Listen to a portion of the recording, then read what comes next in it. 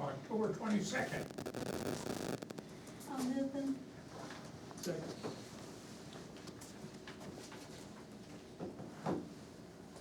One correction, second page, line 8, I'm not sure that Kristen Roth would like to be, referred to as Mr. Roth. We already changed those. Oh. It should be Mr. Who?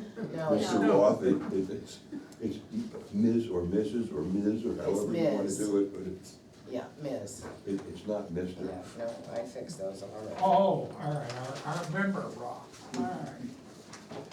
Good catch. Any other corrections? Those in favor, say aye. Opposed, abstain. All right, No one, okay. all right. Now, we have Nora and we have the fire department. And you wanna let Nora go first? Just let Nora rip it. Yeah, absolutely. I like to have the people that are coming in.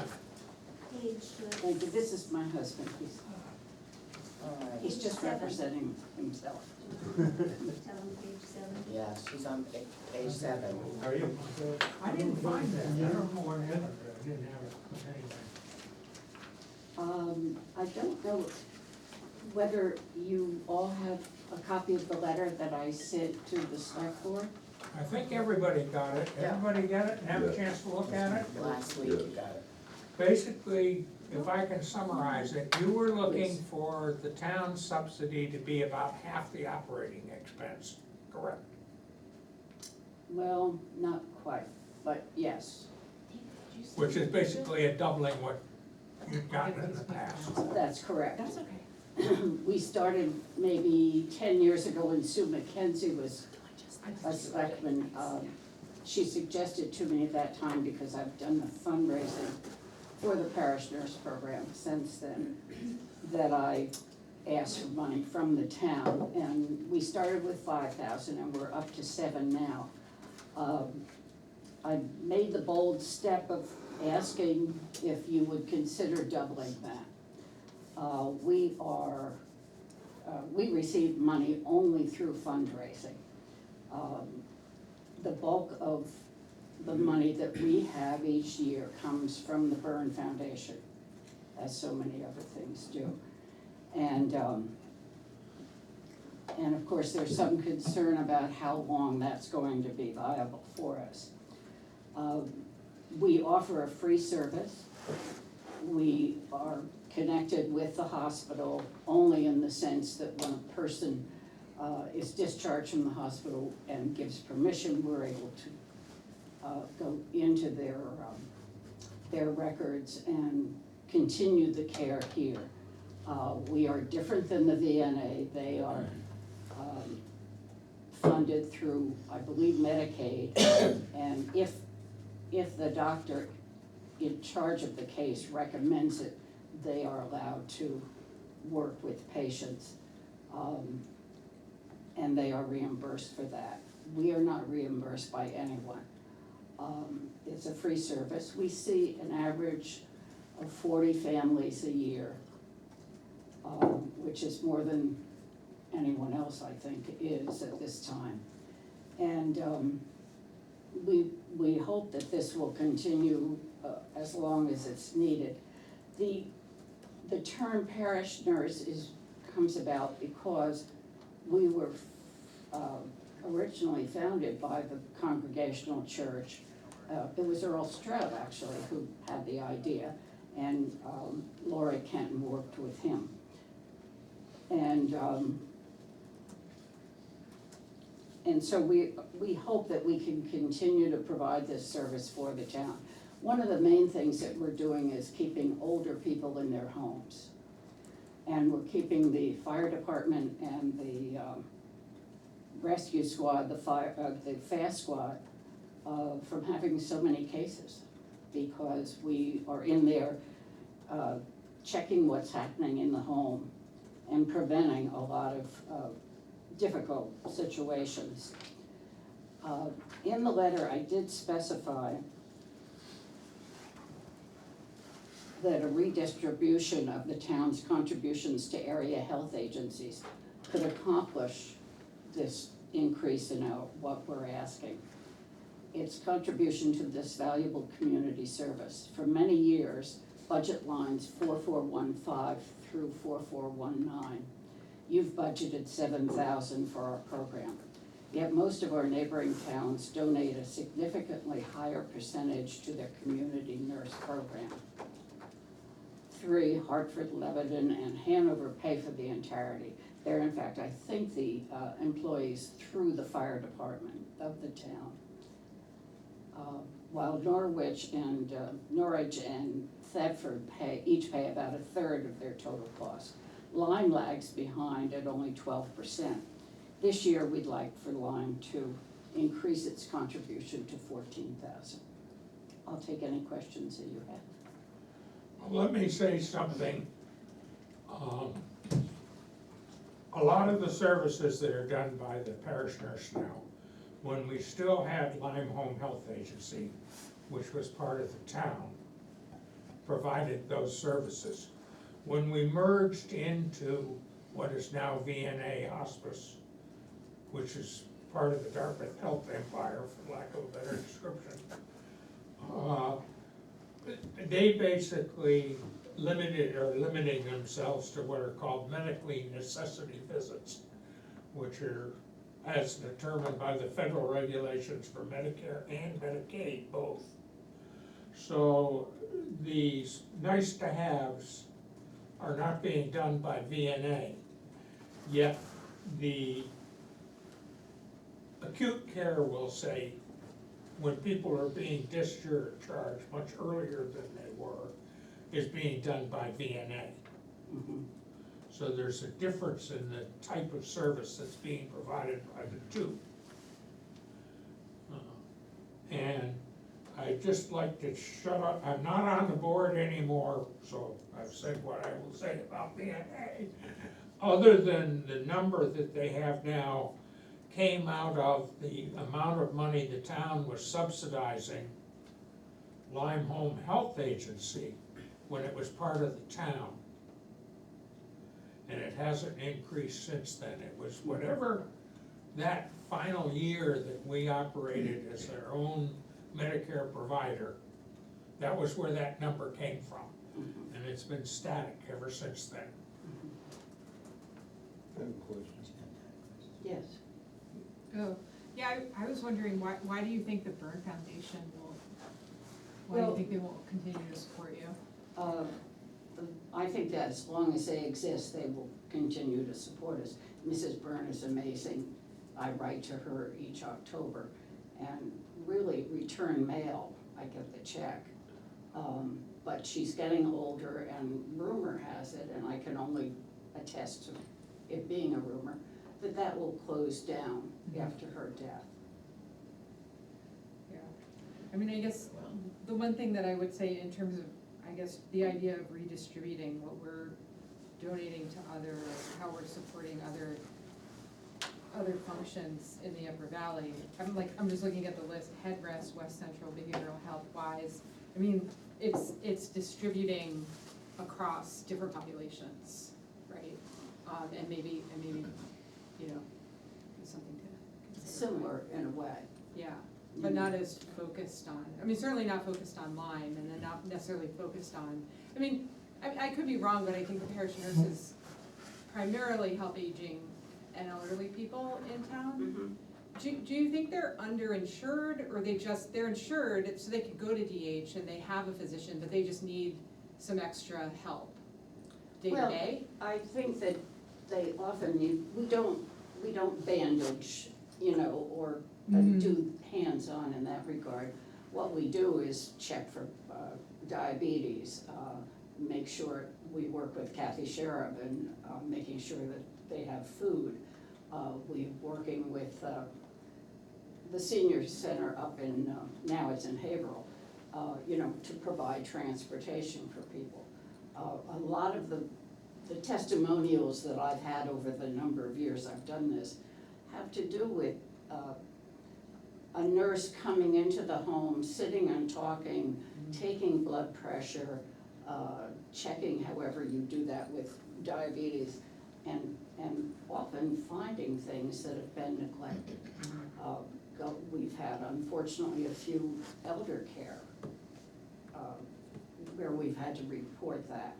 We've had, a wide variety of all kinds of, everything that can go wrong if you're living alone. And sometimes it's a couple. We had a couple this year who, I mean, one of them had kind of mentally left, and the other one was incapacitated physically. It was a big concentrated effort to work with that. Yes, Phil?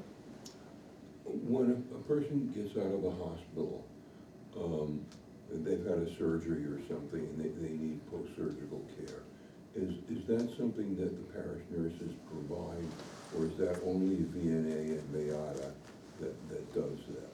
well, usually it's a combination, I would think, if the doctor has requested the VNA. Recently, a friend of mine who had been hospitalized for quite a while was coming home.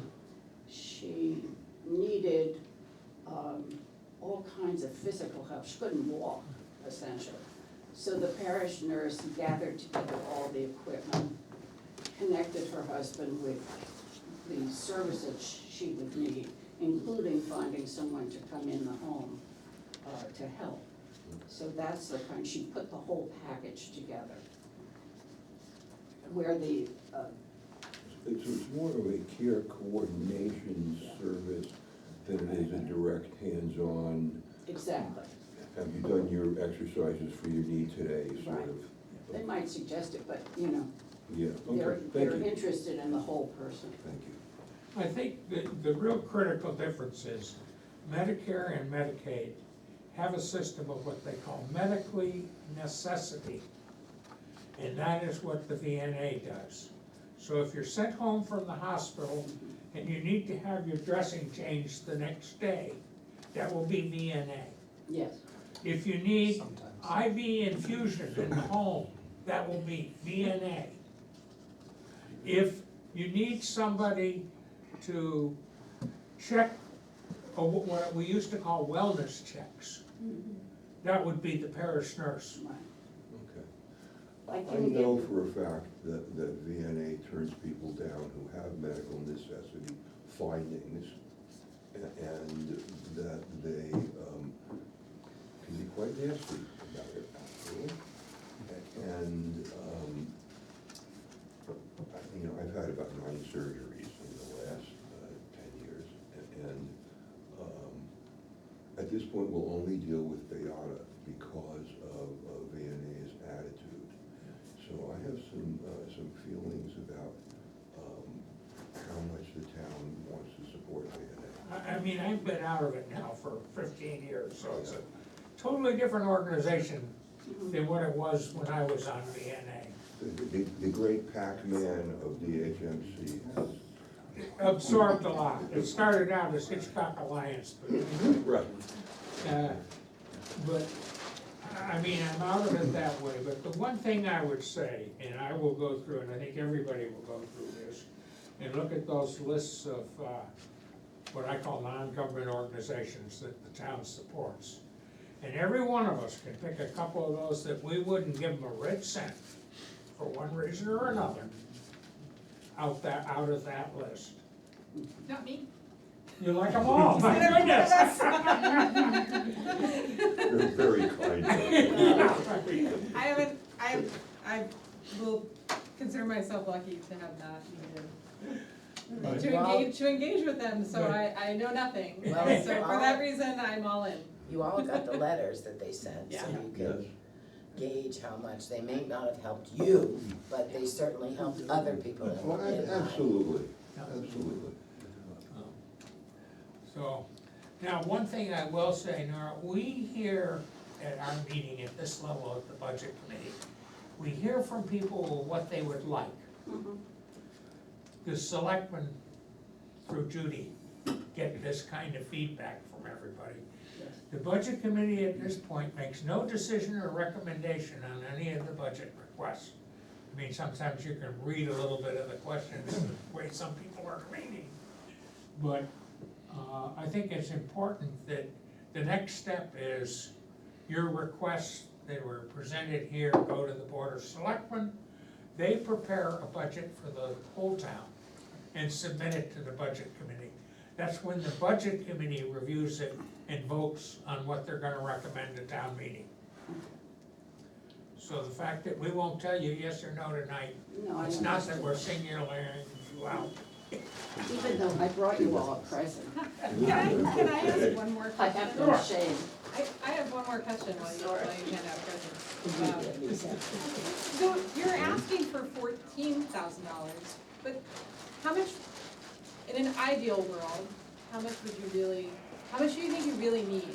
We spend about 40,000 a year. So that covers, you're $1,000 short with what you would anticipate getting from the Byrd Right. Foundation plus. And you'll plus all be 48. getting a letter soon, because 2 years ago, I began sending a letter to the population of Lyme, which we hadn't done before. Mhm. But this was just something else. One of the nurses suggested, this is a hospital bag, and you're getting them without the list. The nurses are putting together a list so that if you're struck down in the night and you have to go to the hospital, your bag is all packed and ready to go. That's like the thing you put on your refrigerator door, or who to call. That's right. Well, thank you for our gift. Thank you. Thank you very much for listening. I'm glad you came tonight. Right here for now. All right, but you yes. can- But we won't pass them around. Did you bring presents? And Dick Michael snuck in for the cemetery. Sorry. No, you're good. Did you check to see if anybody up there, did you check to see if anybody up there wanted to speak? Any questions? I hope they do. I didn't see any hands raised, but Okay, Any wild Can I just- movement up there? Sorry, can I, Kristen does. can I just ask, just a really quick question? I couldn't hear how much Nora said they need per year. Was it $40,000? Is that their full budget? Yes, yes. Okay, thank you. I don't know who that is. Kristen Mrs. Roth. Five of us at once, answers her. I know. She probably didn't hear. No, I'm joking, because when everybody talks at once. I had a question for Judy. Yeah. Hello. In the conversation we just had about the parish nurse, there was conversation that some of the towns, apparently through the fire department, have 100% of the parish nurse or the equivalent budget on the fire department budget. Well, Lebanon and Hanover both have professional fire departments. What was the third town? Probably Hartford. There was, Yes. Lebanon. Yeah, so the question really that I was leading to was, what is your perception about bringing that currently NGO on to the town budget? Are you going out there one tonight? Either emergency services or fire department, or have we talked about that? We haven't talked about it, next board meeting will be, oh, can I answer that in a minute? Wait. He's gotta go. He has to go. I gotta jump to this call because it's not I Okay. will be back. Take your jacket. Yeah, I'm not gonna worry, I'll come right back. Okay, bye. Sorry. Michael can always go. So we haven't, as a board, gone through the budget. We just, this Tuesday, just yesterday, got the letter that he was asking for. Yeah. I can assure you that I know that there are some concerns about separation of church and town. And also, if there's duplication there, or, there will probably be several other somewhat sticky questions come up about a private entity looking for funds that, even if they transfer to the fire department, is that appropriate?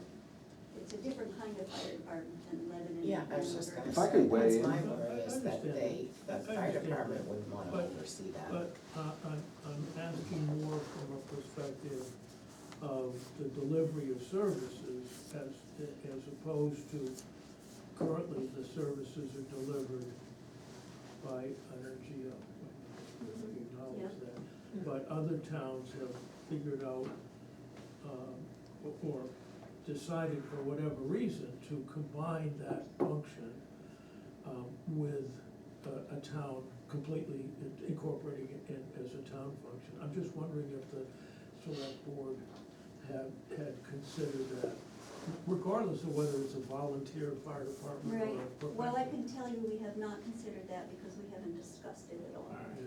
Michael might have Before you something go to to- Michael, I would Michael has like to something to add, say. there's an insurance liability issue when you start ordering as a town, providing what could be conceived as medical services. And that brings up a whole liability and insurance Okay, all right, issue. all right, but other towns have figured it out. Other towns have figured it out. And so when I was a paramedic and the president of the Fast Squad, I would basically spend an hour or two, probably 3 days a week, doing preventative home parish nurse stuff. Yep. And it kinda kept getting a little bit more involved, and this is prior to Bayada moving into the neighborhood. We were doing end-of-life care. It was almost all-consuming. There was different medicines that we were providing under license, and our town's attorney at the time found out that we were doing end-of-life stuff, and that's when they required the Fast Squad to go from $1 million to $2 million per thing with no aggregate. And, I mean, it was a big deal. When I left, and when I got a position that required me to work 5 days a week in a row, I made it like almost 30 years before I had to do that. But they hired parish nurses. And one of the things that has been a huge benefit is the ability to have the fire department, which is, the Fast Squad's part of the fire department, but the fire department, in conjunction with Bayada, the visiting nurse of New Hampshire, Vermont, which has steadily gone downhill, but the parish nurse fills this void, and having them as a team member, and many of them are sort of retired nurses that are deeply involved with Hitchcock, and nurses, discharged nurses, and intake nurses, and continuing care nurses like to talk to nurses. They do not want to talk to firefighters, they don't want to talk to paramedics. And the Lyme parish nurse, with the exception of the fact it's called a parish nurse, which puts some people off, really is fantastic. And it's beyond the foot care, it's beyond that. And the previous town clerk that's retired, there was a number of people that were in town that had time and availability, that had the pulse on everything that was going on, and we were on top of that sort of stuff. And now we shifted that off because it was overwhelming. And the parish nurse, because of who they're hired and the history in the community and within the institutions of the community, they have the ability to bring equipment and resources from APD and Hitchcock that, quite honestly, the fire department and Fast Squad couldn't. And it really works very well. Can I ask a question? Sure. What would be the necessity to move them to the fire department as opposed to leaving them where they are now in the budget? Is there any, there's no. One problem is with, not to jump in there, but mine is, the city of Lebanon, they have community paramedics and they have community nurse. Community nurse lives in Lyme.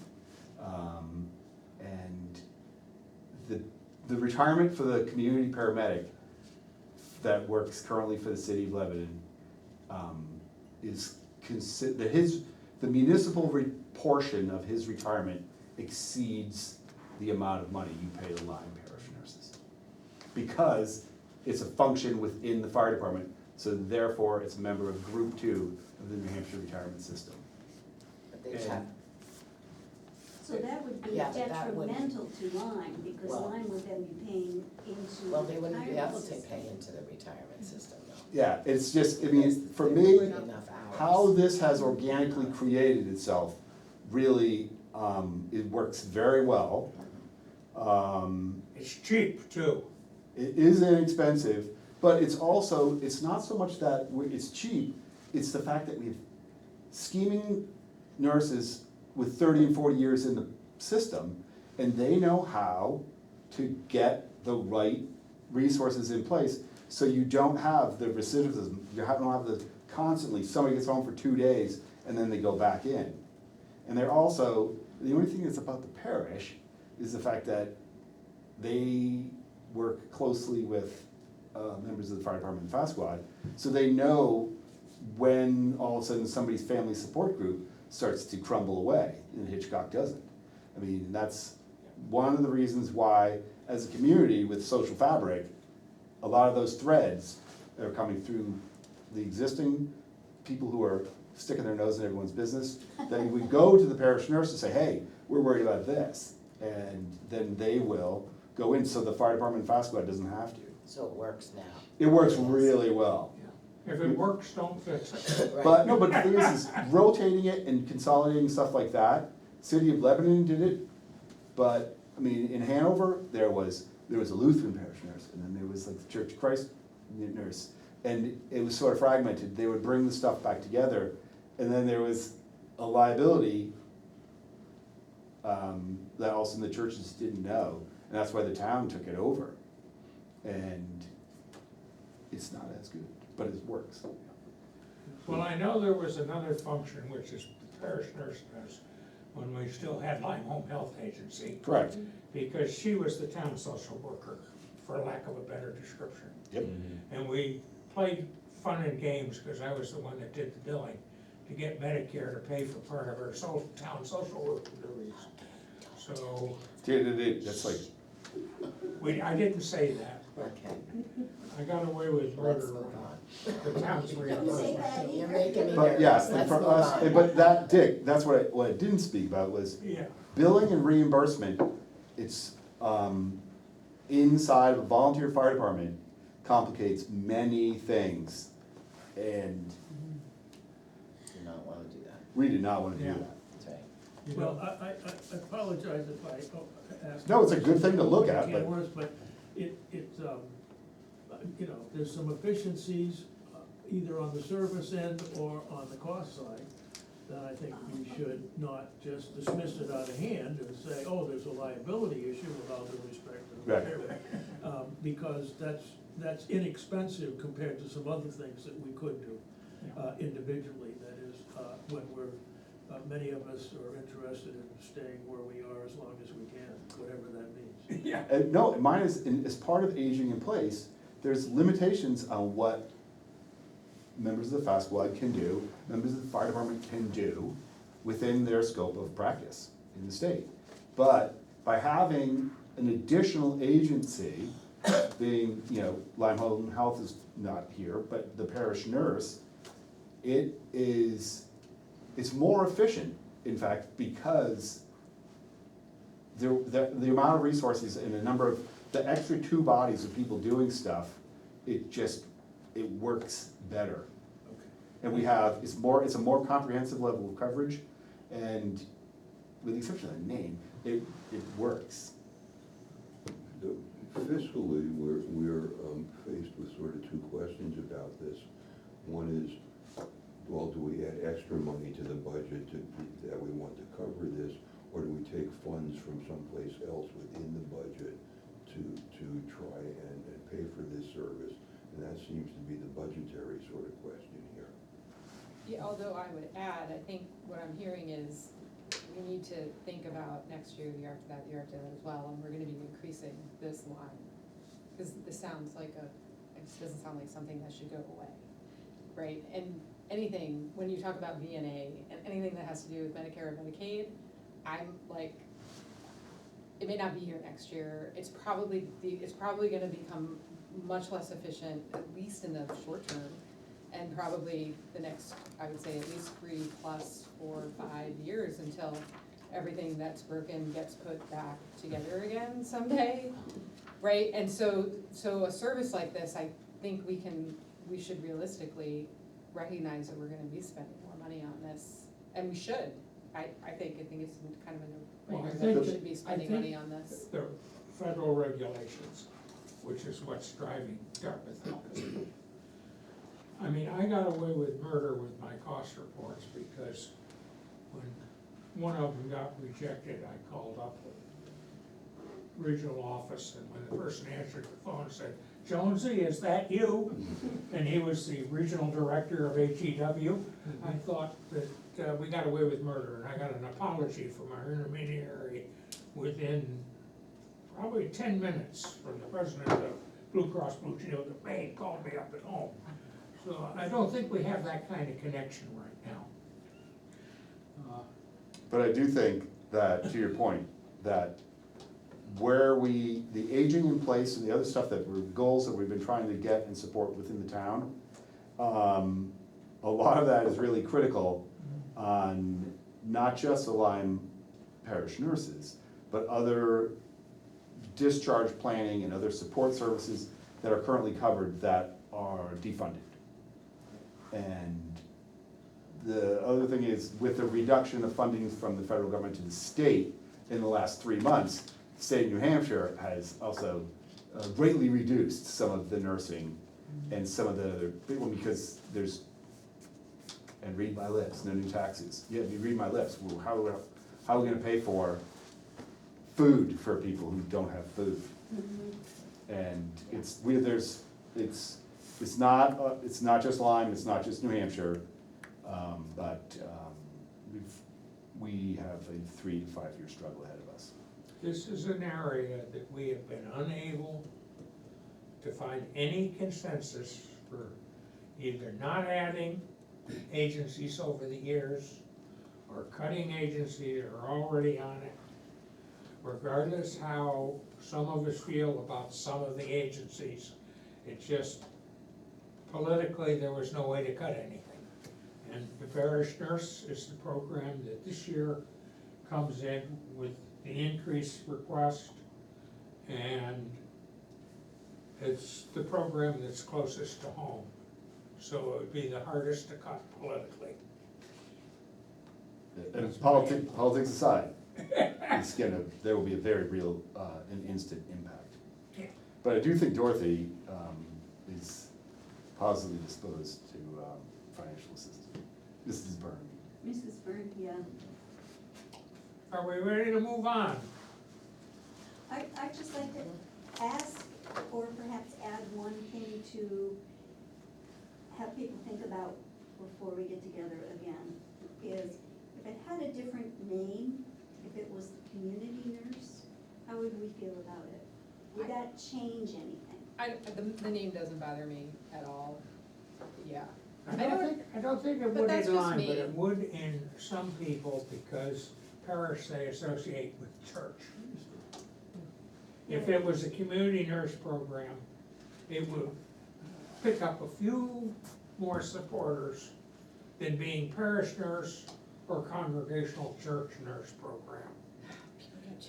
These are particularly people that aren't It's used just a to word. how this small town works. But they do. Did They you do. wanna rename it, Judy? Is that your proposal? I mean, I wouldn't be opposed to That's it not my necessarily, proposal, but but. I'm just wondering if some of the sort of sticky wickets might go away if it was not a church function, if it was a town function. I mean, that's why Hanover was community nurse. Well, That's why Bedford has a Lebanon- community nurse. Yeah, it's Lebanon's community paramedic, Right. community nurse. Lyme community nurse, that would be good. So anyway, But that's all they I can- was right. thinking. Oh. But it's hard for us to sit there and force another agency that's stepped up, that for Lyme Home and Health. That's right. Right. Health Aid went away, and fast about it's like, look, we can't do this.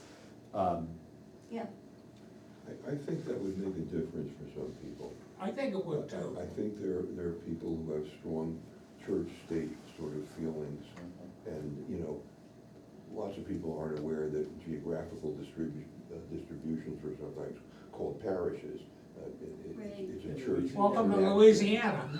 But mine is, Right. it's not people of religion, it's, I mean, because there's many people who are Jewish or agnostic who, the parish nurse, they love them, and it's completely positive. But it's when you have that discussion, it's the church estate, and for me, Well, and I think it's- that runs deep, actually.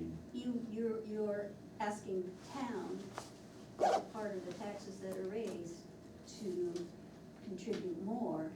And if you contribute more and more and more, you wonder then, I mean, it's just a thought, think about it when you gather next, Mhm. hash it out. Are you, so, are you suggesting that the church should change the name of the nurse Program? program? I'm suggesting that if it becomes something that the town is supporting with town tax dollars, that maybe it should be the town community nurse, not the parish nurse. It doesn't change their function or who oversees Or who them, they are. it's just, I mean, it was a Lyme community nurse, but I. Right. Yep. yes. Lyme community Lyme. nurse, Yeah. but that's, I mean, semantics is, Yeah, I think, I'm once just upon a anticipating- time, we held town meetings in the church too, so. Yes, we did, and school graduation in the church. And on the 4th of July that year, we lost that crazy storm in 2017. Church opened their doors and let everybody come in. Yep, So, I think she said their budget is, their costs are 40,000, 40,000. and they're asking for 14 from us, so who is picking up the rest of the bill for their services? the Bird Bird Foundation. Foundation. And voluntary contributions. Okay, but not the church, No, No, well, who knows, they might make donations. they might, okay, aside from We don't donations, ask, but but, right, there's no, I don't think the church is funding them. Well, I think they may have when they originally. first Well, started, I I think think they their were. letter said that they were getting 25,000 yearly from the Burn Foundation. Yeah. I mean, we could check that pretty quickly. yeah, okay. But no, that's why they're called the parish nurse, cause So they still the need church 15, first right? started them, Yeah. and they were funded by some church money, but and there's still, who knows? if there's it's administrative them. functions that are done by, like Abby, Right. it's heavily involved, I mean, it really makes things happen, which is good. I mean, My contribution annual is made out to Lyme Congregational Church. And I get a letter back saying, thank you for the contribution to the parish nurse program. Good for you. So, to Phil's point, there's 25,000 from the burn, I to don't cover have the the remaining document. 26,000 less what's being asked for here. So there's $1,000 coming from other sources. I think there's more than 1,000 coming from I us. think you'd have to find out from them, yeah, I don't If know. I can Well, find- They said they were looking for a third, was what their request represented. Let's see if I can find Well, the all right, so document. 14 is a little bit more than a third, but, okay, That was what the letter said. I didn't bring my letter, sorry. I- Yeah, I can hear somebody talking in the background. Kristen. That's me, yeah, that's me, because I just tried to raise my hand, couldn't figure out. I just have some questions on the map in the third paragraph. They say their budget's $40,000 this year, they're asking for 25% roughly of their annual budget, but that does not equate to $14,000 unless I can't do math anymore. So I just would like to clarify, what are they looking for? I don't know, maybe I didn't hear correctly, but the math's not adding up for me. Yeah, the figure they gave me was $14,000, whether it equals a third, a quarter, or whatever, I don't know, but it was $14,000. Somehow I got It the says third currently for that we're something. paying about 12%, anyway, it just, I would You'd have have to some ask clarity on them, those. yeah. Yeah, no, just some food for thought, for the select board, I guess, more than anything else, when they come back with the Right. final numbers. Yeah, we need the actual numbers. So what actual numbers would you like? So, How much it I'll costs. write this down. Who is what? Who is the Lyme Parish nurse? What entity is that? Please. You wanna know who the nurses are? No, I wanna know who the organization Yeah. that pays the bills, hires people, organizes stuff. And Sue has her hand up. I mean, I read the letter, and but I should know that, but, Well, I don't know that it's ever been terribly specific. It doesn't say who pays the nurses. I can get all this info from Nora, it's fine. Yeah. We'll get it and we'll bring it back. Okay. I think we wanna know who pays the bills. I get it, yeah. Yeah. And we wanna know what percentage of their total operating budget, the request represents, and where they. I mean, if there's some sticky wicket, because if the entity is in fact the church, there's simple ways to move that from the church to something else, an LLC or an NGO or a nonprofit, and change the name. I mean, but it's clear from everything that's been said so far that this is a vital service that is not just needed, but we'd have a hard time without it. Yeah, if they're not already for $100 or $200, some lawyer can make them a 501c3, Yeah, and yeah. that So problem's let's taken not care get of. caught up in Yeah. Right, this other stuff. Right, okay, excuse me. I think everybody agrees it's a program the town needs. Yeah, did Sue McKenzie have a Sue question? did have her hand up. Sue? Yeah, I just wanted to say that this is a very valuable organization that does a great deal for the town of Lyme. And we're talking about $14,000 out of a $3 million budget. I think it's well worth it, regardless of its name. Thank you. Thank you, Sue. Mike, you wanna talk about the cemetery now? Yeah, sure. Love to. Okay, let's talk about Lyme Home Health Because I don't have one. and staying in place. We've been working hard on maintaining aging in place. And normally we are burying 7 to 9 people a year. Page 3, guys, sorry. What page is it? So we have been successfully helping people stay in line. And we are seeing that in the fact that our normal 7 to 9 burials a year, I believe, Dina, we are at what number now? 20? Now, I think we just hit 20, yeah. 20, and so our sex has been pretty busy this year. But beyond that, there's a couple of other programs that we've been looking at where after the passing of our longtime sexton, Willa Bombard, there was we changed how we bury people, the practical matter of how we bury people. And what we decided was, we don't wanna have an $80,000 specialty excavator that we end up paying a few $1,000s a year for rentals and equipment. And there was a number of ways, so we hired somebody else who professionally digs graves for probably 8 or 12 communities around us. The problem is, one of the things that we were aware of, and we're still trying to get a better handle, Dina, on tracking the exact number of hours that it takes. But instead of having somebody who can just set the grave, dig the hole, wait for the vault to come, now that we have somebody else who's doing vault placement, which is great and saves us tons of money from having a certain amount of equipment that we had to have. But the sexton now has to come and make sure that the grave, the person who's digging the grave, and we don't have to pay for the gas, the maintenance, and the rental for the equipment, we don't have those expenses. The problem is, our sexton has to go and basically make sure that the guy gets there and knows where he's gonna dig. And then he has to come there when he's actually breaking the ground and help and make sure that nothing else happens. And then they have to have the vault there. So by farming out and reducing the cost for equipment and equipment replacement, it basically, and I'm not like, I have a PhD in unintended consequences, but the key thing is, it adds to the work that the sexton has to do.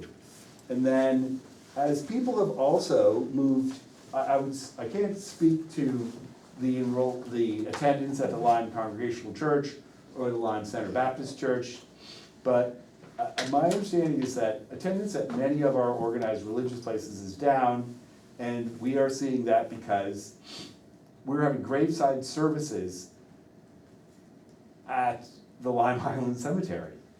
And so what was frequently a 15 to maybe an hour-long event is now becoming, is taking a lot longer at the cemetery when people get there early and stay a long time. Because that's the entire thing, and, which is fine, and it is great, and people really love it. But the thing is there's, our sexton's taking the hit here. And so that's one of the things where it's all said really obvious that our sexton's time is, it's the job, because of some of the decisions that we made, which has saving us tons of money, it's putting the burden onto a singular person now. So this is the reason for the This is request, one for the of- increase in the yeah. budget line, yeah. Correct. And also, and for me, and the reason I'm glad to have the opportunity to be here, and I wish Dean wasn't here really, but the thing is it's not just the job that our current sexton is doing, it's how he's doing the job and how he's performing those duties, which are exceptionally delicate, at times when people, the ability to bring not sympathy, but empathy, and the ability to do the job and represent all of us as the town of Lyme is, I mean, we are very fortunate to have the situation we're in now. Who is the sexton right now? Frank Cutting. And Frank Cutting is also but he's working with, we have a couple of young proteges coming up who take direction from Frank really well. And there is, as someone who worked with Jasper a little bit, and then with Bill for a long time, what I can tell you is professionally, I learned a lot on how you deal with people in going through dying, going through the process of dying, through family members, and then after death. And we're fortunate to have our sexton. But the increase, we did have a pretty good increase in the last year, and we're trying to get better handle on the actual time. But just going through the number of hours and then having discussions with Bill Hodges, who digs our graves, all of a sudden, it was brought to our attention, not through the sexton, but the impact on some of the society changes. It's all really landing on one person. And I think that we need to, which is why the cemetery trustees, we're recognizing that and saying, oh man, I think we need to try and keep this here. And if there's any replacement, there's no way that someone's gonna do it at, The race we have. yeah, so that's the deal. And then another large increase is we have to use annual software for a cemetery information management system. And we are fortunate to have monies that were donated by Joanna Wise, Mrs. Wise, and we are the DRA, the town's auditor person, said we were supposed to have spent this like 3 years ago. And we keep trying to. Unfortunately, we didn't blow it on the last company that went belly up that we were gonna use. We have a new company that's doing it, that's gonna be able to provide us mapping, that's GPS located, because, so when, if somebody goes wrong, to reduce putting, so we make sure we go in the right place. Now want to dump somebody on top of grandpa? And then bear the expense of moving them, which, not afterwards, Bill, like now. Yeah. So we've learned from the sort of the transition, why we need to have a more comprehensive cemetery information system. A lot of it was in Bill's head. Yeah, and I think a lot of it still is, and he's buried there, so it's a problem. Hopefully But- in the right spot.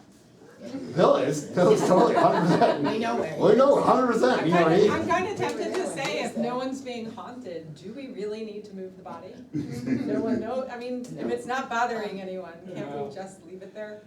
My question is, what We're percentage, haunted right now. Yeah, a number of years ago, you built the, I don't know, urn depository, for lack Yep. of a better term, Memorial Garden, memorial garden, whatever. Yeah. Are we getting a significant number of people using that? And of course, that would be lower cost from the town for disposing of it remains. is, and, okay, we're going into the weeds here, okay? Yeah. Full vaulted burials will remain, and we are supporting that and maintaining it.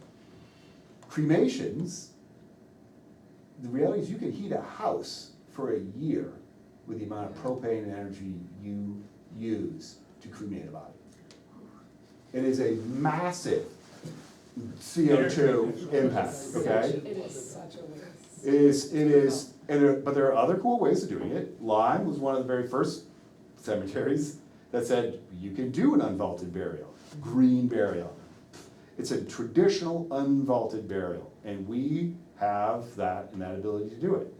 What we are not asking for funds tonight for, but we are, Dean, I'm going, just, I it's too see late you, now. you're going rogue, he's going rogue. We guys, are, now. what Lyme is, Yeah. we have other parcels of land, and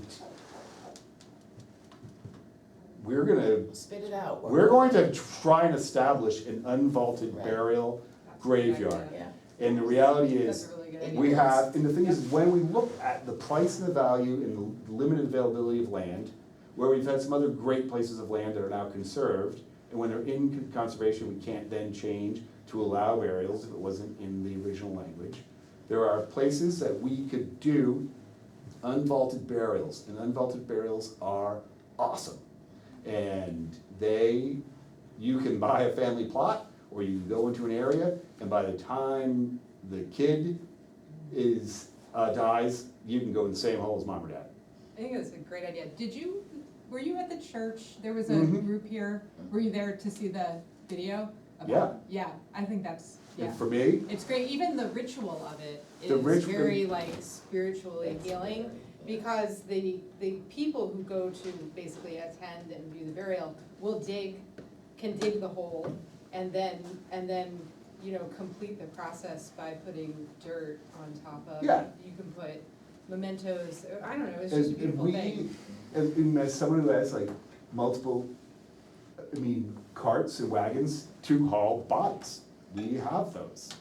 And we are doing it to support people.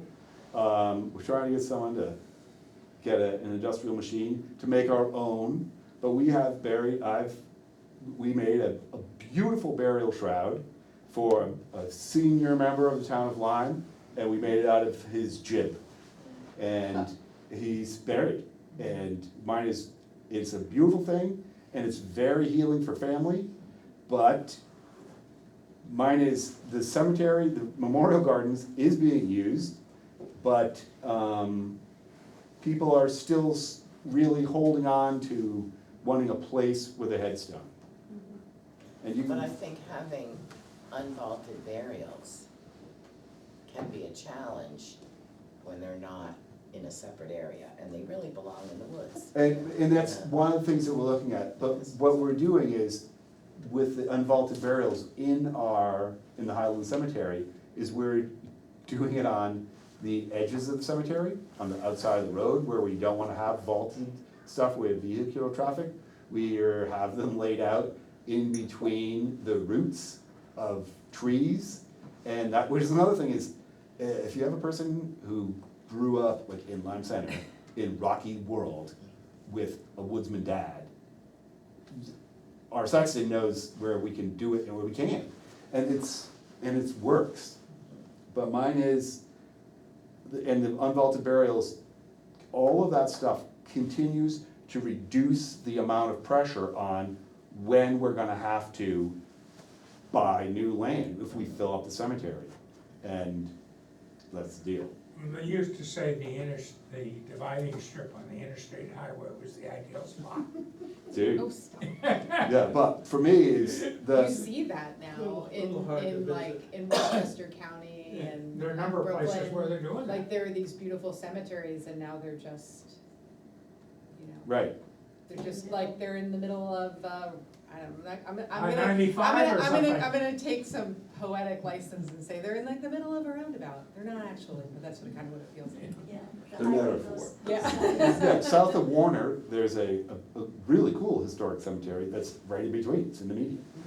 And, but for us, we are, the cemetery, there's a bump, but the $1,700, the initial outlay for the purchasing of the software, and then the GPS integration, so that people can, they pick a place, they can see the place, and it's not so much just for genealogy, but it has to do with the long-term record storing, so that we can get it.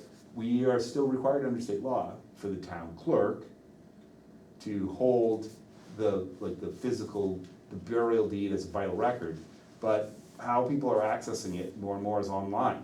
But to do it and maintain the cloud space or whatever the server thing is, But we have to keep all the originals. we have to keep, they give the In the originals, vault. but the rest of that stuff, a lot of that's gonna be online. Online. It's a third party that's doing it, and it's It's a great hopefully gonna program. take and reduce a lot of the stuff. When someone has a question, where's this? How do I get it? They're going to their iPhone or tablet or whatever, and they are looking and they're finding it. And the software, it's not $1,700 worth of savings from town clerks or Jordan or somebody else having to go and show them. But it does offset it. It's gonna hopefully reduce some of the load on the town staff. So financially, bottom line, you're asking for something close to a $4,000 increase. Yep. Okay.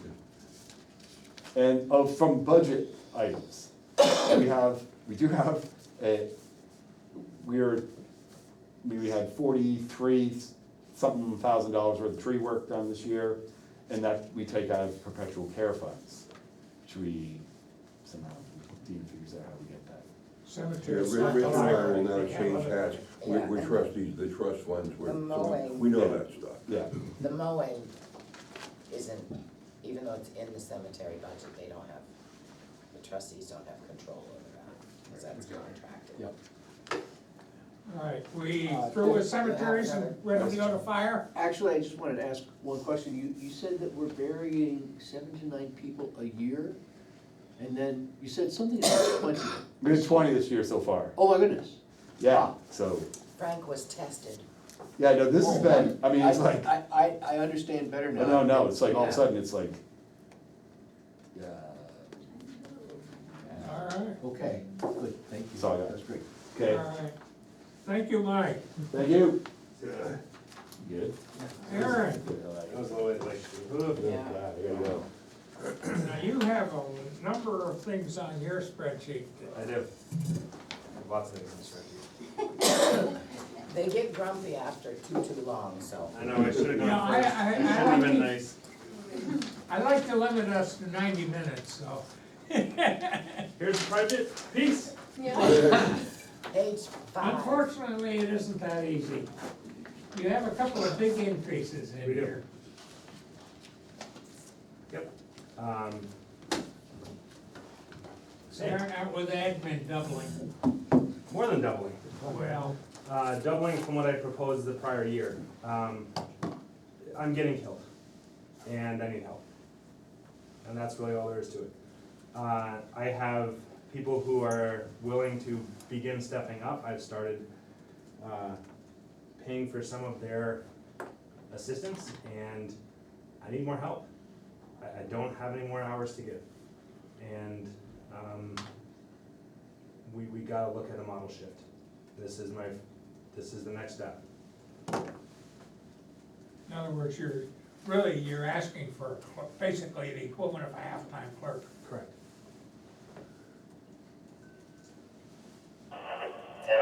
Between the equivalent of a clerk, but will be doing other duties involved with the fire department as well. So, the vast majority will be doing stuff with me, with reporting, assisting with so many projects, and starting to pay for people outside to come in and assist, with some things that we don't have the certifications to do. And, it's been made very clear to me, working with the state fire marshal this year, a lot, that, we need somebody else coming in. So, it's not part of planning and zoning at this point, I firmly believe it should be. Until that happens, we need to subsidize the fire department to assist in that. This role. is the building inspection Correct. requirements, Inspections. which the state law says the state fire marshal is responsible for it in communities that do not have a building inspector. Yeah, I'm aware. And then it's in the statute. And I wait, and I wait, and I wait, Dick, so guess what? We're gonna have to look at something different. I mean, the legislature, at least in that point, didn't let the state pass it on to the communities. No, The but, law is specific in that respect. Well, the law may be, but it's yeah, not. But state fire marshal didn't get any people to do it. and they are cutting their budget, so I don't know. All I know is that I am doing consistent inspections, working with the state fire marshal's office on properties all around town. And for the most part, 1 and 2 family, yeah, you're right. But once you start stepping into over 1 and 2 family, starts getting into situations where the fire department has to respond. I'm asked by planning and zoning consistently to weigh in, and I need help.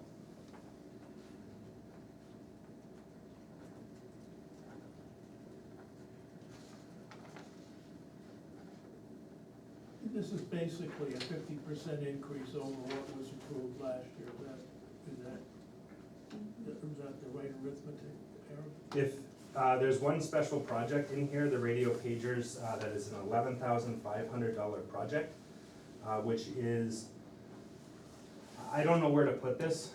The last year I came and we talked about wish lists and, that, yeah. My reaction, just to throw it out for part Could of I have an this. answer to my question? Yep. Yeah, All right. so Thank you. 11.5, we have a new radio system at the school, which is fantastic. It has provided them with much better communication on campus as well as walking around campus. The struggle that we've had is when we start to go to events at the school or we have a larger incident that requires an emergency management center at the fire station, we have almost no method to communicate back and forth.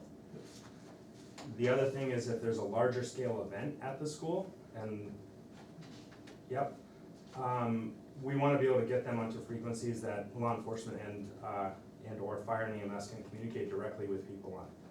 So the option to do that is to put a system at the fire station that's a repeater system that will take the UHF channel at the school, flip it over to a VHF channel that we can all operate on, and have communication. So that's an outside thing that's in here. I was looking to confirm the request is a 50% increase. Whatever this from math last is, year, It's right? 46.8%. 86,000 to 126,000, is that? Yep, that's okay? correct. All right, I get it. 11.5 of that is that special project. Right. That's okay. All right, now, just to interrupt you, Bill, I was thinking that may be appropriate, and this is up to the selectmen, as a individual warrant article. I don't disagree with that. I Rather just, than I wanted to part of make the sure it was budget. addressed. Yeah. Like, and discussed, last year, this didn't make it through, so I wanna make sure that this is here this year. This was, as soon as I saw that, I said, that's a classic individual warrant Perfect, article. exactly what I was thinking too, but I don't know where to put an addendum on this Yeah. in that. Well, Okay. so we've at least passed that thought process to Yeah. the selectmen. That it's a one-timer, so it shouldn't really be in the operating budget. So Nope. this is not Starlink, this is something No. in addition. Totally separate That will from, move the yeah. school. This, it's actually at the fire station. The school The has repeaters their, at the fire yeah. station, okay. So the school has the little portable radios, that they talk, you know, if they're out back, whatever it is, they can communicate on. We have our, fire radios that operate a completely different frequency set. The only way to make them married is to put something in place. We talked about putting it at the school, for a lot of reasons that doesn't logistically make sense, so it became something that would go outside of the emergency management room at the fire station and allow the controls to come from that location. So, God forbid, there's a mass casualty event at the school. This is sort of a crucial They- thing for you to be able to. Law enforcement responding has no ability to communicate on portables with anyone inside the school, and unfortunately, kind of live in an area without cell service. So, But that's it a won't crucial one. help just the school, it will help police and Yeah, other because we things can, too. yeah, so we could take that frequency, for instance, if the school had some kind of incident, or let's just use the Happy Day thing, where we have an April windstorm that takes out power again. They're running a shelter, we're communicating back and forth between the fire station and there, with law enforcement, with PD, with EMS, with whatever it is, we can go back and forth on the radios instead of having to use other systems that may or may not work, Like cell phones. like cell phones. Mhm. It's kind of that, Cool. Thank you. yeah, so fire reporting software is fine. Training, I've asked for more. We have more new members coming in, and I really need to give them more training opportunities. Dues are flat. Miscellaneous is flat, telephone is flat, chief salary is flat, insurance is flat. Equipment and supplies, we have some aging components. We are just under our budget. I think we might actually pass through that with things in the hopper right now. So we asked for another, which one was I on here? Another 1,000 over the request from prior year. Motor fuel is flat, hazmat is flat. That's a special item. Other than that, I asked for $500 over the prior thing, so it's 1,500. We've spent 1,700. I'd like to get to 2,000 on the radio and pagers outside of the 11.5 special project, so that's up 500. Electric and heat, I'm leaving flat. I have hopes that electric, we're showing where we can actually start to save some money now that we've got some separation and finally got the AC units working, so they're not fighting other systems. I just don't know what's gonna happen to the rate. So if the rate holds, then yeah, we might be able to save 500 there, but I don't know.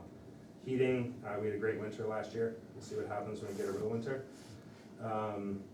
Station repairs, we have requested an increase of 500 to cover the vehicle exhaust system that we're gonna get a contract to come in and do every single year. Fire trucks maintenance, I think the line item was spent through 10/21 kind of shows the story. We have an aging apparatus in engine 2 that we're spending more money on every year. The DEF system is unfortunately a beast, and it's requiring somewhere between $2,000 and $3,500 every year to service just that component of our engine 1. So I think we're pretty well in line there with actual spend. SCBA is flat. That we have not had that contract. He's coming, I think, November 6th to do that, so that will be right in line. Equipment repair, we are ramping up hose testing to also include ladders and suction lines. So every other year, we're going back and forth between ladders and suction along with the hose to get that part tested as well.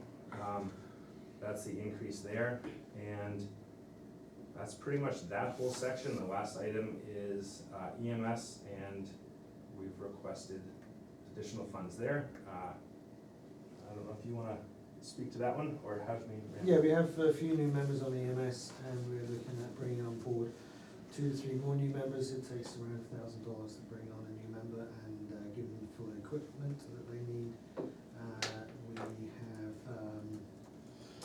We have also subscribed to an online training program that is proved to be very popular and also very good for recertification and maintenance of skills and maintenance of qualifications. It means that they're able to do that in their own time, and as a volunteer department, getting everybody together to do training is sometimes quite tricky, so this has worked out very, very well. I'm pleased with the quality of the education that everybody's getting.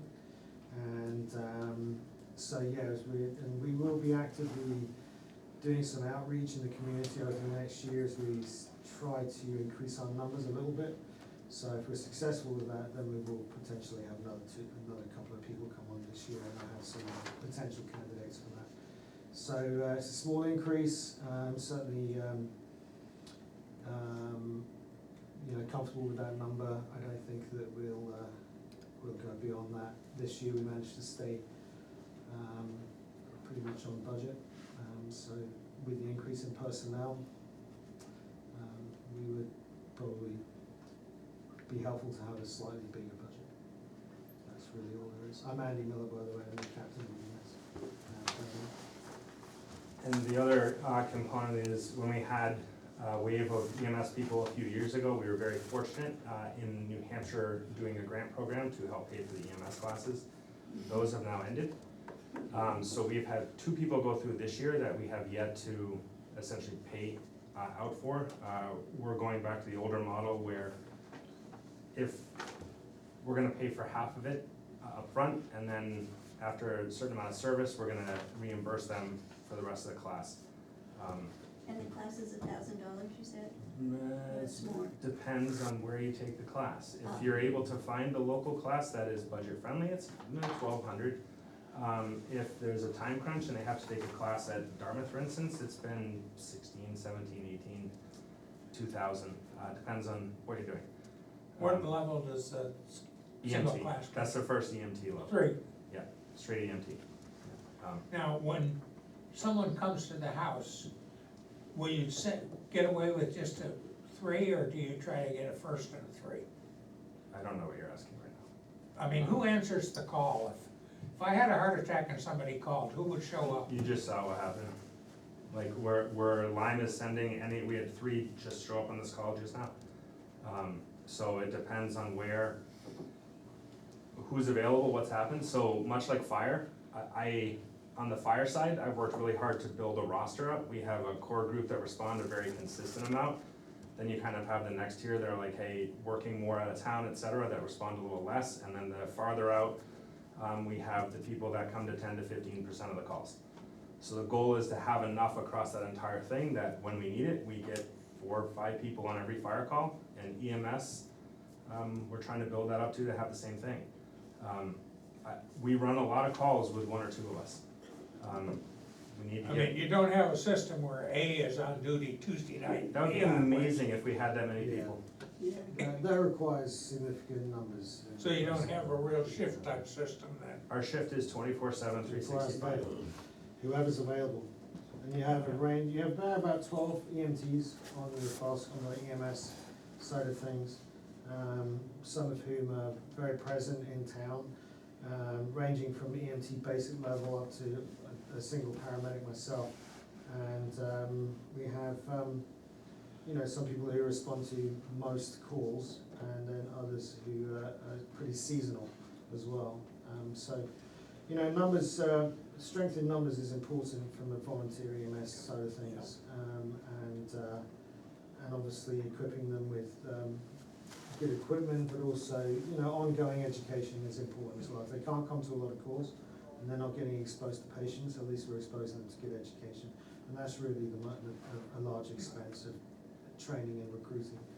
And recruiting people when they know they're going to be getting a consistent education is also. So it yields results when you're trying to recruit people. So that's really why I'm interested in expanding our budget a little bit, because I'm hopeful that we get some people on board, and I'm hopeful some of the students that are on the edges of our organisation will be able to come on more reliably, and will have a better skill set as we give them that education. I come from a system of watch stations. That's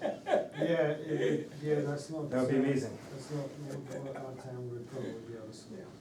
How many calls are you doing a month or a year? I was just looking at that, actually, that was 268. So 268 calls. 268 calls that we just ran just now. So we've got 2 months left. Amazingly, this whole not burning anything for like 2 months was very helpful to us in terms of when the governor says shut it down, that probably saved us 20 calls during that time frame over normal years. So that was very helpful to kind of give a little bit of a reprieve on the fire side during that time frame. Unfortunately, it just got turned off, so we'll see how that goes. Hopefully we keep getting rain. Do you have a number, separate number for your EMS calls? I do, I can pull it, that's the total, no, that's the total fire and EMS, together. So it's basically one a day, at this point, and they never come like that, unfortunately. Yeah. We have a week off and then we run 8, 9 calls in 3 days. And it generally results in no sleep for 3 days. So it's just kind of the nature of the beast. Separately from this budget. Yep. I'm assuming that there's the same request for the truck that was not funded last year. Correct. I have, I sent that figure, but I was, right? Didn't I send it over? Today? No, Oh. or no, I think we said that We put that comes later. 90,000, we put Yeah. 90,000 in the Yeah. capital reserve fund. So, the plan is 90,000 is gonna get us most of the way there. We're gonna do some outside fundraising to get through the rest of it. I think the number's 104 for a, oh Christ, I don't know which one's more expensive. 104 for a Ford, almost 100 on the dot for the Ram, and the GMC doesn't have a crew cab in a four-wheel drive gas motor available through municipal pricing. So if we go a GMC route, it'll be, we go to a dealership after we get approved money, and they have one sitting there in the lot in some kind of unicorn state, and we walk in, buy it, and walk out. I have had good conversations with the same dealership as gave the Ford and the Ram, and he said depending on what's on the lot at that time, there's potential to do better than municipal pricing. It just depends on what they're trying to sell. What they wanna get rid of. Yeah, and what they wanna get rid of, so You have to tell us where, you don't have to tell us in here, but you have to tell me where you're talking about.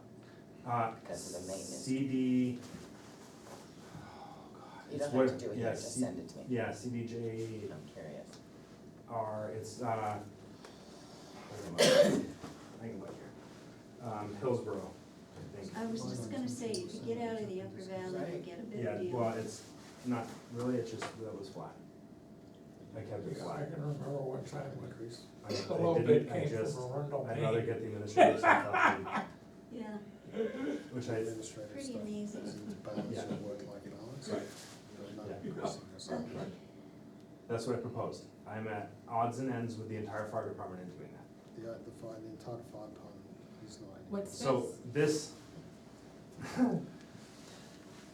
Yeah, having recently met the entire fire department, I do think that Aaron needs to have an increase in the chief's salary for the extraordinary amount of work that he does. So I think that it would behoove you to look at that number and reflect on the hours that he spends doing an enormous amount of work for the town at significant personal cost, and also to great benefit to the town because of the amount of money that is saved from having to have somebody else do that. So the department is, and I know I can speak for every member of the department, is pretty keen to see that number increase, not unsubstantially. So I would reflect on that in your deliberations. So what do you think the number should be? I think it should be 40,000.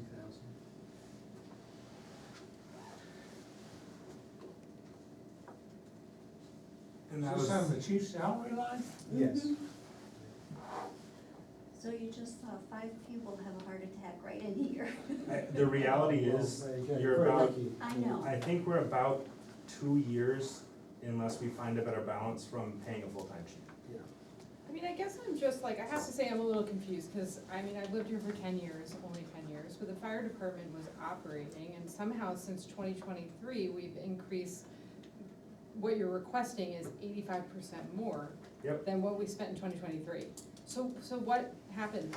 Like, why was the department able to function in 2023 and presumably the years prior with so much less money? I understand that Mike was taking a really low salary and he had talked to us about that, and when Mike came, as I recall, his recommendation was it needs to go up to $10,000.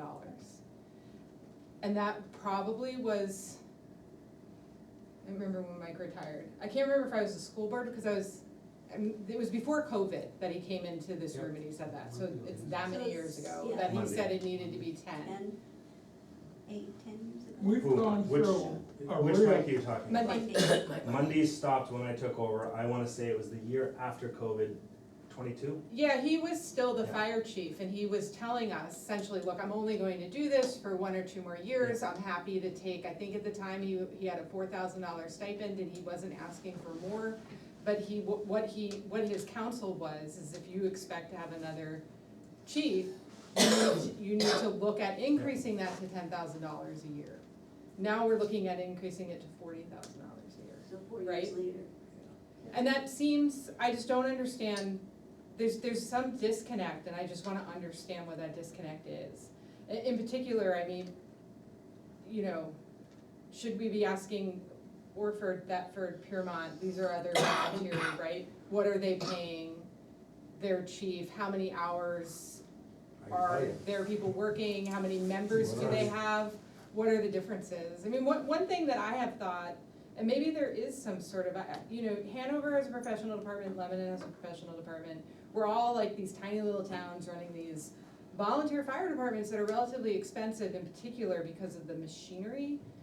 And I think the turnover, like people think it's great, I wanna volunteer, and then they show up, and then you spend this money and you get a uniform, and then like, they're Or you like, go on a oh, it bunch of actually really crappy isn't something calls. I can do. That tends to wash it out. Which, I just wanna understand, like, in the fullness of time, like, this is what you're asking for this year, what do you think, how do you think that's gonna increase over the next, say, 5 years, what's that trend line? And is there any possibility that we could be speaking about doing something regionally, where you take these, where you take these like admin lines, right?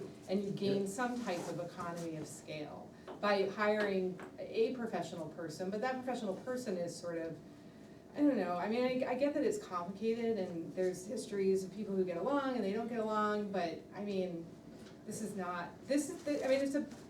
I'm not arguing that, I'm not arguing against the numbers that you're asking for. All I'm saying is, you know, over the next 5 years, how is this gonna impact the municipal budget?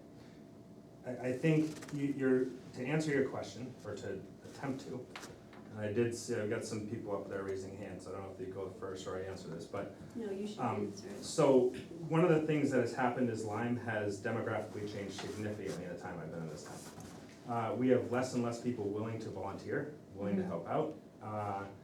And even the groups that do help out, they're committed to 7 different organizations in town. So it used to be there was like a level of sharing some of these services across multiple organizations with different groups of people. That doesn't exist anymore. And you have the same people volunteering for multiple organizations, and what we're starting to see is people not being able to have a person in their family because of the financial pressures in Lyme, volunteering as much as they used to. So, which reduces the amount of people that come out, which increases the level of a few of us having to carry on top of doing a full-time job, on top of doing all the administrative work and trying to keep it running. I don't have a me, and I think that's part of the thing that's missing is Hensley and Munby both had me behind the scenes doing this stuff for the last 20 years. I did an enormous amount of work on the side by myself, trying to make it work. I worked in town, it worked out very well. I don't have a me, it doesn't exist. So I'm missing that other person that they had that was available. I only have so many hours to give. And that's why, me personally, the fire department pushed very hard for me to increase that number. And my response to it is I can justify it for time, but I don't want the added pressure of having more salary or more stipend and being like, now I have to do even more than I'm doing now. I will be divorced, and I don't care about this that much in terms of that. So the system has been broken, it has been, and it is still broken, and it is abusing the people who are volunteering at this point in fire and EMS across the country. And there's study after study after study that talks about the mental health component that comes from it. You work in Hanover, it's cool, right? go to the call, you go home and you go to your town. Every street that we drive around, we've seen tragedy on it. Every one of us that responds, and it is, it's very hard long-term. And we burn people out because of it. I treated a lot of police and fire PTSD. Yeah. It's in draining, Keene. Yeah. it's very draining. Yeah. There are a number of us that are, I mean, I feel very confident saying it because I say it to the crew. I see a person that's a PTSD person, I see her monthly, and it helps me kind of maintain a balance and also an understanding of like what should be expected and where I'm not gonna push beyond that. And it's been very good on the family front. But I am right now 80 to 90 hours behind on reporting. And a lot of that has been the other duties that I've had to do this year. I have 3 people that I'm starting to train up. You're starting to see them come into the administrative as far as payroll expenses going out. We have a software change that's coming this year, going from NFIRS, which is a National Fire Incident Reporting System, to Nearest. Everyone tells me it's easier until they get in and use it, and then they said it's taking longer to do the reporting because they want more data on every single call, what lithium-ion battery started on fire, etc. So I don't see that decreasing. I think you'll have to talk to Mike and Mike on how they balanced it. Mike was working, first Mike, full-time for the Hanover Fire Department, so it was pretty easy for him to do some of the things. He would slip away and work for half a day for Lyme. I've taken so many days off trying to do fire and EMS administration, only to then have our calls go off all day long. I think we have a demographic change that's occurred.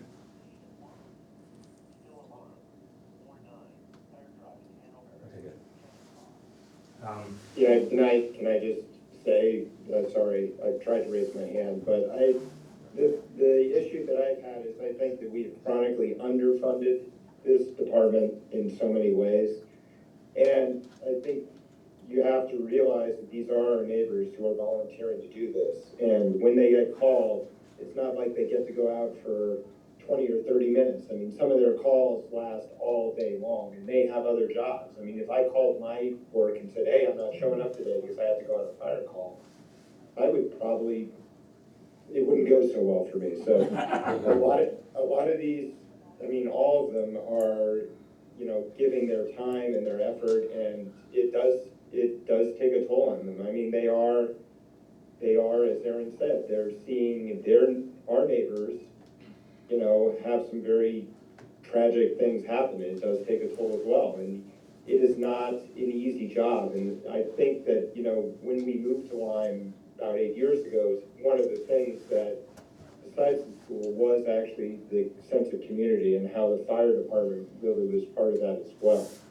And I think that, you know, the equipment is aging, we have to keep it up. It's unfortunate, but if we don't, we're also going to be shooting ourselves in the foot down the road. And if the fire department starts losing equipment, I mean, I think, I'm not sure about this, but Aaron might be able to tell me, but if we start losing engines, our insurance, you know, just on the very basic level, the insurance that everybody pays in town to insure their homes and everything is going to go up as well. So I just think that we need to be a little bit more cognizant of the fact that we've been, as a town, reliant on these few individuals for a long, long time, and they've been giving an enormous amount of their time and their effort and, you know, their help to make sure that we're, as a town, okay, and that we've been undercompensating.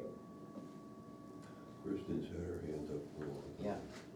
Dick, can Kristen go now? Yeah, somebody else have something to say? Yeah. I do. I agree with everything Brian has said. I also want to add on to, you know, Jen's question about what's been happening. I think we saw some good numbers last year from Aaron, and can't remember who else was in the room at the time, showing call numbers going up. And it's not just us, it's across the state and the region, that they're responding to more and more and more things. And to Brian's point, when they go out, they don't know if they're going out for 20 minutes or for 20 hours. And as the spouse of a firefighter, I see that too, and the burnout, and I know how much Aaron puts in, just because I hear about it a lot. I know how much my spouse puts in, and I'm not saying that there needs to be immediate change, but I think there needs to be immediate recognition that we could get to a point that we are not able to fund or to run a fire department the way it is right now, because we don't have the volunteers and we're bringing the volunteers out that we do have. So it's just something to keep in mind. The ask is getting bigger and bigger and bigger. I wanna be clear, I went against the wishes of the entire fire department in the budget that I proposed. And I didn't know Andy was gonna be here, so I thought I could sneak that through. So, Well, you have. Well, I mean, Yeah. that's fine, but like, part of And- my interest here is to understand, like, what does this look like next year, 2 years, 3 Yeah. years, so that we Yeah. can Yeah. accurately sort of predict. I- So I- so not including things isn't actually we're entirely gonna be helpful. paying people next year. I'm convinced that. At this point, I'm thinking we're gonna be looking at a paying model where we're paying people to respond to calls. That's probably gonna come to the budget committee next year. Which happens in Orford, doesn't It it? happens in every town around Yeah. us. Happens in a lot of towns. Yeah. So- Lyme stopped when they purchased the insurance. That was Because, kind of Okay. a trade-off. because the $5 an Doesn't hour mean it wasn't keeps worth it, going. we picked the, Right. Right, so, and it's not gonna be $5 an hour. Other communities around us are paying $30 an hour when people are going on calls. So they're looking at our call volume, that's probably a $30,000 expense, on top of what we're looking at right now. So- I guess the administrative component is the bleeding problem right now that's killing me. So that's the first game of whack-a-mole, is we gotta fix that. The second part is, how do I get people, additional people who can respond to calls during the daytime? And what I've started doing, and Brian can speak to this, I'm leveraging, college kids, seniors in high school. So they're here for the summer. If we had them pay per call, that'd be probably pretty good for them, like, right? So they go on a 2-hour call, they make, between $40, $50, $60, whatever we end up at. It gives us more responders during that time. So I'm looking at high school kids, college kids, getting them on board, getting them certified so they're here for the holidays. When we have people leave town, they all come back, and it's great. We get, some of these younger people show up, it brings the energy back. Can you get some of the Dartmouth kids to do that? The Dartmouth, we, Dartmouth forever, is so weird about letting the kids, I Yeah. can't even imagine they would let kids participate on somebody's fire department. so when they're 18 and over, Giving them a it goes ride one. somewhere is an issue. So, and that's, Picking them up for community Because a lot activities. There's a of big college vetting kids process. do that. they do, and KUA had a great program. KUA probably has the best model I know of, to be honest with you, in terms of like training people up and getting them going. The problem with Dartmouth kids is they have to drive through the entirety of Hanover to come here. And they have to go to their car, they have to get in their car, Well, they have that's to come true here. too, that's a It's half-hour walk. half hour, Yeah, and by then we might as well ding another mutual aid town and be done with it. Yeah. You gotta get them at the fraternities that have a car park. Yeah, cause the fraternities, none of them will come drunk. So it's just not, so I have gone across the borders of neighboring towns. We have, 2 people on the department right now that do not reside in Lyme but live just over the border. And for political reasons, at that time, they joined us. To speak to your point about regionalization, I've been championing that for 20 years. When I was, Yeah. the short time, I was the Piermont Fire Chief, Hensley was the Lyme Fire Chief, and we tried to get Lyme, Piermont, and Orford together. It was absolutely blown up by Orford in the middle, and it stood no chance. I think we're much closer to that, and Does my, Orford have a new chief now though? Orford has a new chief, they've had 2 new chiefs since then. The current one is Steve Sanborn, he works at Upper Valley Ambulance, we talk once a week, every other week. I talk to Chad and Thetford weekly, if not bi-weekly, Gilbert and Hanover, so we're all talking about this, trying to figure out what the regionalization thing looks like. It's very hard to go regional across the river. The New Hampshire, Vermont laws are so different. The reality is it's probably a span north.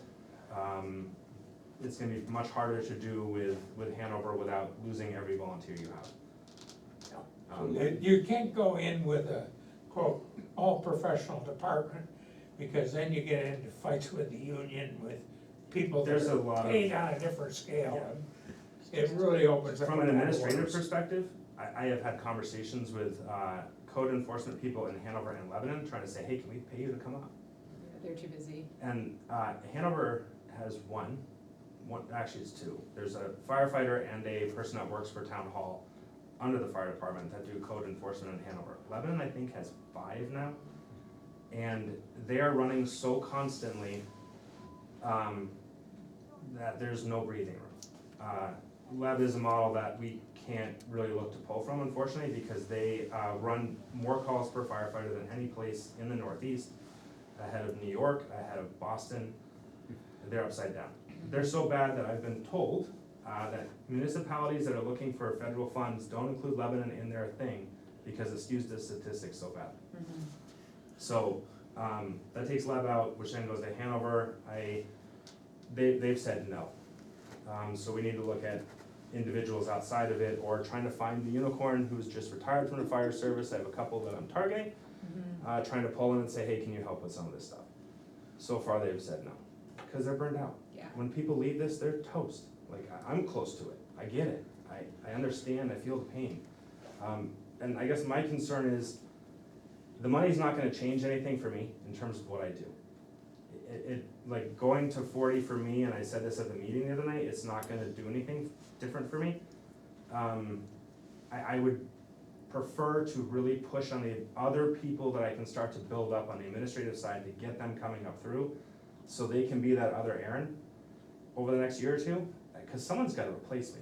Yeah. And I think right now, if I stepped aside, the chief that would come in would probably be a 1-year placeholder for a full-time fire chief to come in and replace that.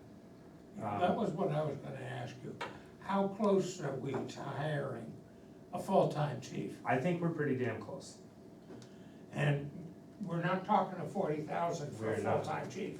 Comparable in other towns around us, it starts at 50, and it goes up from there. And that's paying them for that part of it, and then they're still paid for going on calls. So So let me ask the future question that builds on Jennifer and Dick. Let's say it's 5 years from now and we've needed to go to a full-time chief and paying on-call people. How much money are we spending on a fire department? still less, our entire municipal budget will still be less than 3 full-time firefighters to the town of Hanover. Okay, but So can you give me a rough number? if we're paying on call, if our call volume continues and we're paying, let's call it $30 an hour on calls. And I don't know that that's the number. We're probably looking between $36,000 and $38,000 a year for that part. And I may be low on that because of payroll taxes and all the stuff that would have to come into it. I don't know how, that's probably like what, 12, 14%? Well, not if you like would you 1099 that? Can we not? No. Used You can't used do to that? be at 50%. Yeah, No, if we're so, gonna pay them, they're Yeah. employees. Yeah. They're 50% employees is a now. good number. Well, so rough number, let's call it 35 plus whatever the payroll component is, so 45, 50, I don't know. So that takes care of the responding to calls, and then you're still looking at, 60K for the chief. I would think. I was gonna say 100 or, I mean. Well, then There's you- a then town you add not too 50 far to south of 90. us that's 100, More, right. West Ham, So- say it, it's Norwich, right? Norwich. Yeah. So, and I think the problem is that, and Mike, I wish they were here, cause they would stand here and say the same thing. We screwed this up 20 years ago. And Mike bled himself to death doing it, and then Mundy stepped in, and we were too late in the curve. And that's why after 5 years, he's like, I want out right now, and passed his helmet over. So my concern is whoever replaces me, it's not a sustainable model right now. I will say it to the end of time. My concern is if someone else has to step in quick, this has to shift, and Jennifer, I don't know the answer, like, I don't, like. Yeah, I mean, I think it's fine, it's just mostly, it's just frustrating to have, it's like that New England sort of, right? Like, Yeah. we're all just gonna batten down the hatches and get through it, and it's not a reasonable way to build a budget, right? Yeah. And yeah, and we're at the mercy of people advocating for what they need, right? I think as a budget committee, because we ourselves are all just volunteers who don't really know anything about budget. If I'm being honest. Can you pass it to Bill now? What is it going to take to get a timely discussion, let's just say Piermont, Orford, and Lyme, to get an active discussion leading to a regional or quasi-regional solution in the near term? How do we, what fabric or what impetus do we need to, I know, we can talk about this as the ideal, but the ideal is way off someplace into the future, but the future seems to me is awfully near in calendar time. So how do we get that conversation onto the front burner sooner with some substance to it that recognizes that we're a deep doo-doo? I think the select board started these conversations with those communities 2006. I'm trying to remember it. Well, that's only, Yeah. 19 years ago, so. Yeah, but I think that was the In start. New England time for spending money, that's, I think the real concern for me, I insure fire departments all over Vermont, okay? I deal with departments in New Hampshire and Vermont, and what we're experiencing here is no different than anywhere else. They're all in trouble. Yeah. What I firmly believe, this needs to come to a county thing, and the county needs to make fire departments. And each fire department needs to start to break out how it's basically replaces a mutual aid system. I will get run out of the room saying that, because everyone has to hold on to their thing. I don't care. My other job, I don't care if the engine that comes says Lyme, Orford, or Hanover. Puts the damn fire out, If your house is good, on fire, do I it. don't think you. So my other job is looking at it like that, but I don't know, I think it may not be the perfect time to have that conversation north right now. I think you give it a couple of years, we'll be in a more stable environment. They've had a lot of turnover, a lot of turmoil. We've talked forever, do we become a substation where we have multiple departments going north? Or do we become a substation of Hanover? And I don't know the answer. I feel like we go to Hanover covering them multiple times a month now. And that's a full-time paid department that we're sending volunteers down to cover. Because they're unable to get call members to come back in to cover the people who are on shift. So that's a little thing about what's happening in the full-time departments. The full-time departments are having trouble getting people in. So they're just not fully staffed, Busy. They're busy. they're too busy. So- So they have, So this- they're- so yeah, they're they're fully not fully staffed staffed, as yeah. far as they consider it, but maybe they need to They're increase their staff understaffed by numbers. 2 people per shift. Yeah. And because they can't, it's a municipal problem, they can't afford to have it. Lebanon is understaffed 4 people first shift. So they have 6 on, they should have 10. Hanover has 4 on, then they have the chief officers, they should be at 6. It's insane, and it's Do you just, think this is related to the housing problem? Right, is that why we don't have people functioning in we don't these have roles? affordable housing in Lyme, so younger people can't Or move into Lebanon, or town. Hanover, Yeah. or Plainfield, or really anywhere in the Upper Valley, anywhere in the Upper Valley at this point in time. Go north of Bradford. Yeah, Right, but they're gonna go work in Bradford, they're not And gonna I- drive all that's- the way I down think here that's to be a contributing. firefighter. I think there's 100 factors. I think the affordability of housing to have people who typically work in these jobs. I don't know if you've watched the movie Code 3. No. If you haven't, that's your homework assignment. It's on Amazon Prime and it's about an EMS, like EMS and why the burnout's occurring. So paramedics, firefighters are making wages that make it difficult at times. And when you look at the expense to live in the valley, if you have 2 people, it's extremely hard to look at some of the housing situations that's here. yeah, okay. I want to continue my question with you a Yeah. little bit. You talked about $150,000 in personnel expenses, essentially. For all the things. For respondents and a chief.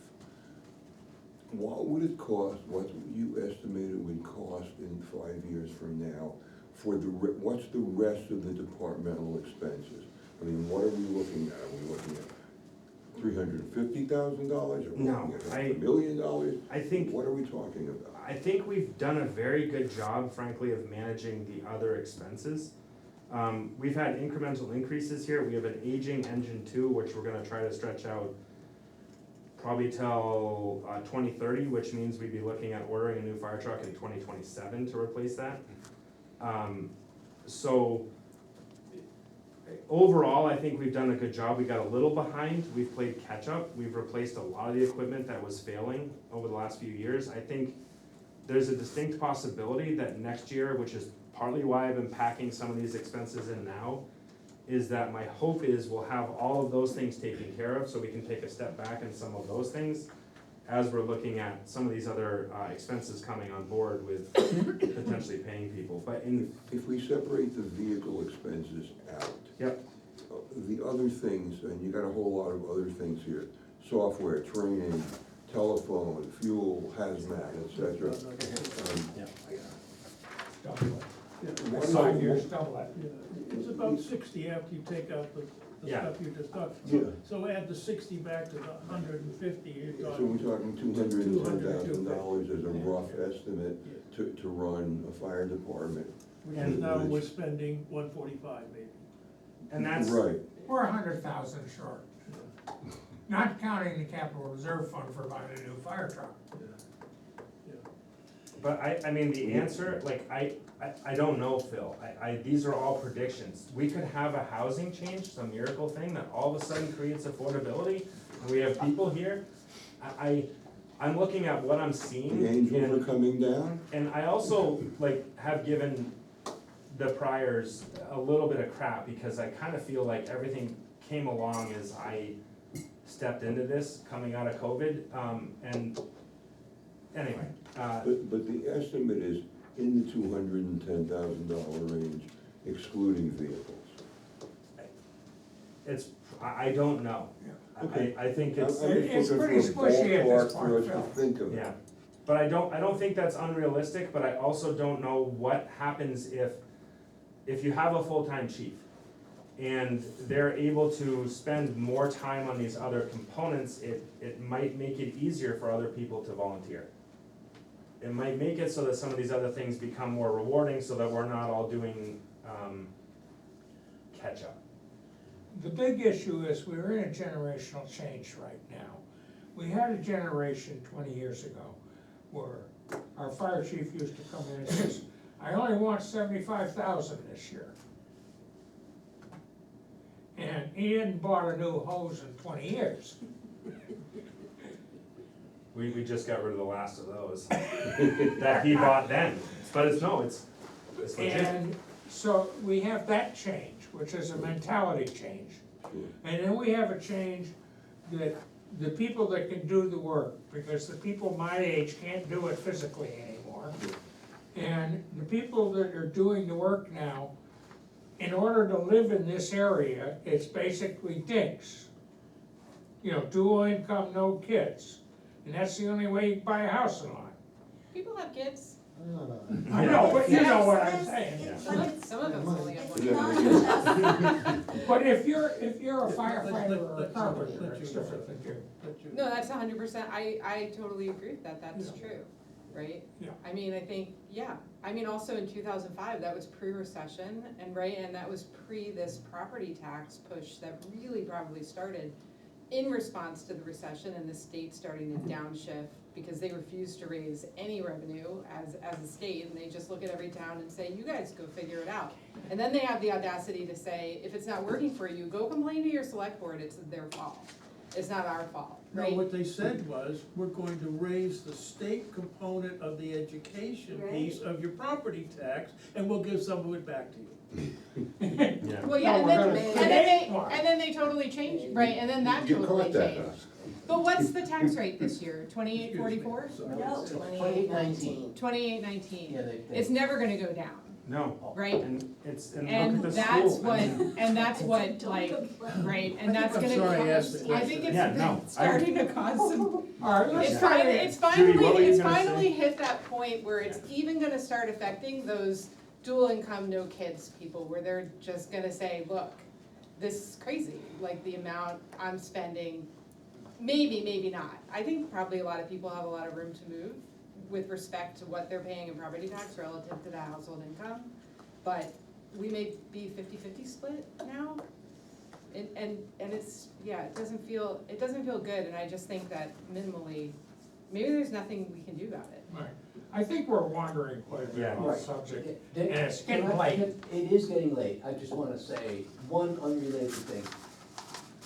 In response to all this talk about housing, the planning board will be sending out a survey to ask So your that thoughts will about go housing. Immediately. Please fill it out. That will Okay, solve I'm done, everything. thank you, Dick. Right. I'd make a point. Yeah. So I think that I kind of opened a bit of a can of worms, and I'm glad I did, because I think that the department is very, very reliant on Aaron's, amount of work that he does. And that amount of work that he does allows a lot of volunteers, gives them a lot of right, gives them a lot of time, gives them a lot of enthusiasm for what they do. The equipment is really well taken care of. There is less, need or expectation for other people to step up, because Aaron takes care of a lot of things that other departments have multiple Aarons that are taking care of them. So, that's the thing in the department. I think it would help morale to see our chief get compensated. I think it would be nice for Aaron to have a bit of extra cash because of all his hard work. But I absolutely sympathize with your question, Jen, as well, where does this go? And I think that there may be a new model in the future, and it sounds like that will be, need to be explored as our community shifts and changes, and the volunteerism in our community, not because people don't want to volunteer, but because it's less easy for them to do so, and they're not around in town so much. Speaking to, other departments, there are people that drive up from Massachusetts to work on the Hanover Fire Department. There's a huge catchment area for these departments, and there's not a lot of people that are qualified or experienced enough. We have essentially a professional level department sitting here in Lyme with fantastic equipment, excellent leadership, and anybody on any given day that would be a fly on the wall to this department would assume it's a professional department. Would assume that the chief is a professional firefighter, and that's how things run in Lyme. And I think there's a lot of families new to Lyme that actually do think that.